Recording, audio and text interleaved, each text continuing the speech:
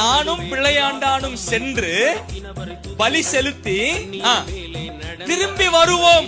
இந்த வருவோம் அப்படின்னு சொன்னது நான் சின்ன வயசுல இருந்து கேட்டது என்னன்னா, அந்த வேலைக்காரரை சமாதானப்படுத்துறதுக்காக சொல்லிட்டு போனாங்க அப்படின்னு நான் நிறைய முறை கேட்டிருக்கேன். ஆனா இல்ல, அது விசுவாச வார்த்தை.